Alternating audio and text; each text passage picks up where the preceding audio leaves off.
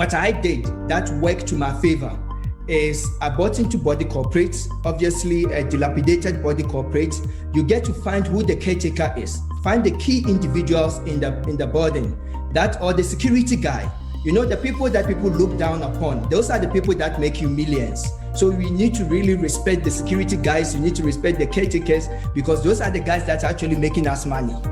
You then ask them that you've seen this property online, this agent is selling or this owner is selling the property, how legit is it? You will get a whole lot of information about it. And through that, you wouldn't believe, but in 2009, I actually bought a whole bachelor for 10,000 rand because it was a divorce matter, and the guy wanted to get out of it as quickly as possible. And that's, and a caretaker took me there. So the important thing is that you need to find people. You need to ask a lot of questions. That is the very important thing. Even though it's run down, go in that property, step in that property, have a feel.